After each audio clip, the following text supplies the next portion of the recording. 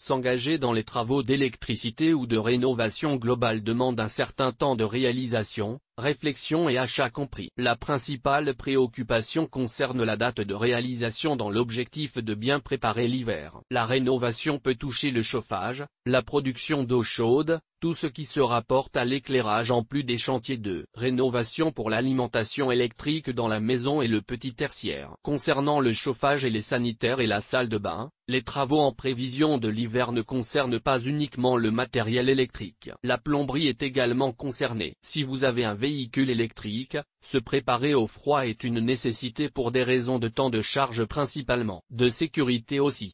La simple prise de courant mural va montrer sa limite en cette saison. Sommaire de l'article. Conseil N-1, préparer les travaux de rénovation d'hiver. Conseil N-2, l'éclairage portatif. Conseil N-3, avoir le matériel adapté au site. Conseil N-4, la sécurité électrique. Conseil 5, profiter du déstockage et des prix promotionnels. Conseil N-6, augmenter le confort de la salle de bain et des sanitaires. Conseil N-7, le chauffage. Conseil N-8, l'efficacité de votre pompe submersible. Conseil N-9, s'occuper des luminaires. Conseil N-10, éviter les problèmes de charge de votre cinquième. Conseil N-1, préparer les travaux de rénovation d'hiver. Lors de rénovation, un certain nombre d'incidents impliquent des travailleurs qui ne sont pas des électriciens mais qui effectuent d'autres travaux, tels que des plombiers et des menuisiers. Il est important que le bâtiment ait un système électrique aux normes en vigueur, ce qui comprend les protections modulaires, la protection des fils électriques,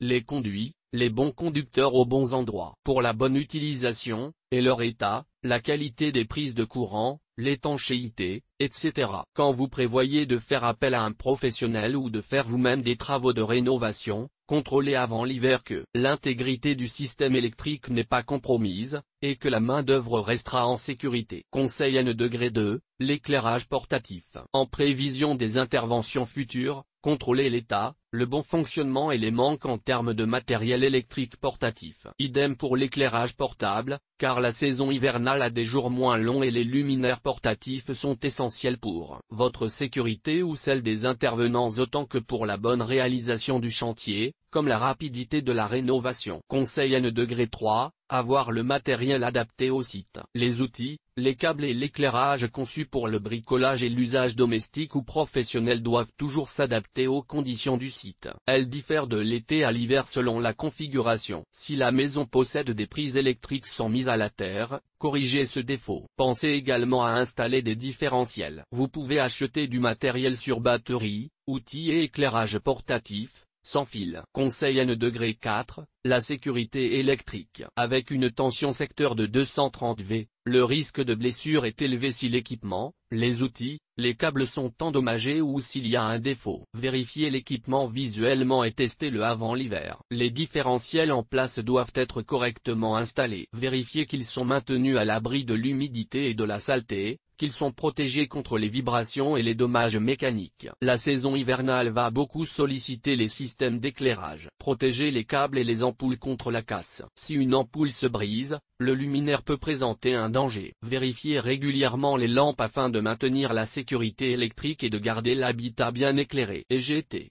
En savoir plus sur la sécurité électrique. Conseil 5. Profitez du déstockage et des prix promotionnels. L'été et une partie du mois de septembre peut paraître la période de l'année la plus propice pour réaliser des travaux d'électricité en prévision de la saison hivernale. D'abord parce que les jours sont plus longs, et en raison de la chaleur qui exempte du problème du chauffage coupé, plus problématique en hiver, car vous aurez besoin de couper l'alimentation électrique pour les rénovations électriques. Certains travaux de rénovation électrique restent pourtant gérables durant la saison hivernale, surtout dans les pièces où le chauffage est absent, le sous-sol, la garage, etc. Vous avez jusqu'en octobre environ pour réaliser les différents plans, voire pallier ce qui vous manque en outillage, ainsi qu'acheter le matériel électrique indispensable. Surtout que les soldes d'été peuvent vous intéresser. Bien qu'il y ait des produits en déstockage toute l'année sur le site, septembre et octobre vous laissent le temps de vous informer et d'acquérir le savoir-faire que vous mettrez en œuvre plus facilement en hiver. Conseil N-6,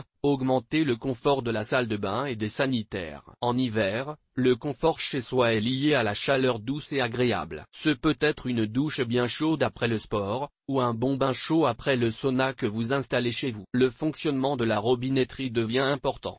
Septembre et octobre sont des mois parfaits pour remplacer les vieux modèles par de nouveaux accessoires, ou un chauffe-eau enfin fonctionnel. Il en est de même dans les sanitaires, où vous achetez les éléments de votre future rénovation, bâti support, etc. Conseil N°7, le chauffage. Remplacez les vieux radiateurs électriques. Assurez-vous avant la saison hivernale que tous les radiateurs électriques de la maison fonctionnent bien. Si l'hiver dernier vous a apporté des déconvenues sur le plan du confort de chauffe, remplacez vos vieux modèles par des aérothermes de dernière génération. Pour réduire vos factures d'énergie et payer moins sur votre facture de chauffage, il est utile d'acheter dès maintenant des modèles à l'efficacité énergétique reconnue. Dans la salle de bain, installez un sèche-serviette, vous aurez chaud et il sera très agréable de vous sécher avec ces serviettes. De toilettes toutes chaudes également. Le thermostat d'ambiance pour centraliser vos radiateurs électriques. Pensez à installer un thermostat d'ambiance programmable. Vous pourrez mieux gérer la température de consigne, et réduire les périodes de chauffe quand vous serez absent. Si vous achetez des radiateurs connectés, vous pourrez tout piloter depuis votre smartphone, où que vous soyez. Si vous préférez que vos radiateurs électriques restent décentralisés, il est possible d'en optimiser l'autonomie avec des têtes thermostatiques connectées. Ce qui va vous aider à réduire vos factures de chauffage également. Le détecteur de fumée et de monoxyde de carbone. Si vous avez une cheminée ou un poêle à bois, installez ou vérifiez le bon fonctionnement de votre détecteur de monoxyde de carbone, et l'état des piles. Idem avec vos détecteurs de fumée. À moins que vous préfériez acheter un seul produit réunissant l'ensemble des détections. Certains modèles sont connectés, et une alerte sur votre smartphone est envoyée automatiquement en cas d'anomalie détectée. À faire avant la saison hivernale bien sûr. Achetez un radiateur d'appoint. Beaucoup de foyers français vont vouloir faire des efforts pour réduire leur consommation énergétique. Ils vont être attentifs à leurs éco-gestes dès le retour à la maison. Il est fort probable que les occupants baissent la température de consigne de leur chauffage,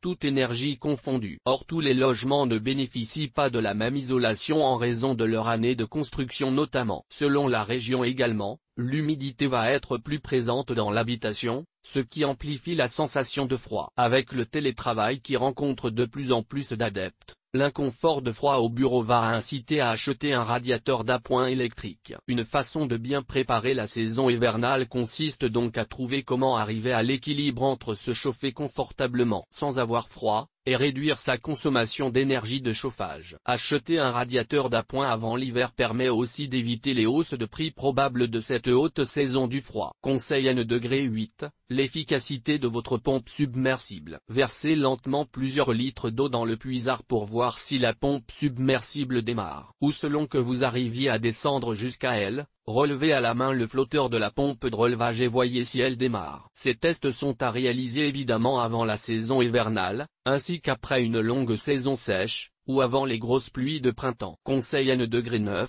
s'occuper des luminaires. Les journées sont plus courtes en hiver, et la lumière naturelle plus faible, les consommateurs ont donc tendance à allumer les lampes plus fréquemment, et plus tôt certains luminaires, voire plus longtemps. Surtout les éclairages extérieurs et de montée d'escalier, que les occupants oublient parfois d'éteindre. En premier lieu, assurez-vous que toutes les lumières fonctionnent. Au besoin, achetez de nouvelles lampes, et choisissez des LED économes en énergie. En second lieu, il faut penser à l'extinction automatique des luminaires. Le gaspillage électrique augmente les factures d'électricité vite si vous ne pensez pas à les éteindre. Il en est de même dans les pièces non occupées. Outre les éco-gestes, commandez en ligne des détecteurs de présence pour l'intérieur, à détection de mouvement à l'extérieur. Vous n'aurez plus à laisser allumer les appliques extérieures pour votre retour, tout sera automatique à votre arrivée. Pour l'intérieur, a fortiori si vous avez besoin de renouveler votre décoration, vous pouvez installer des luminaires avec détection de présence intégrée. Conseil N°10, évitez les problèmes de charge de votre 5e. Si vous êtes propriétaire d'un véhicule électrique, vous allez constater que l'utilisation de la batterie s'éloigne par temps froid. Des discours marketing des constructeurs, en hiver et par temps froid, la voiture électrique a moins d'autonomie. Le temps de charge va également augmenter, parfois de plusieurs heures selon le véhicule électrique et la borne de recharge. Une étude norvégienne démontre que la majorité des 5e n'acceptent pas leur puissance de charge habituelle sur les premières minutes où elles sont branchées. Elle n'est parfois jamais atteinte. Pour réduire le temps de charge et gagner en tranquillité d'esprit, installez à votre propre borne de charge pour véhicules électriques avant la saison hivernale. Si vous utilisez actuellement une prise classique, changez-la au profit d'un kit Green-Up, ou au minimum choisissez une prise sécurisée Plexo et GT. Consultez le guide des travaux pendant la saison hivernale.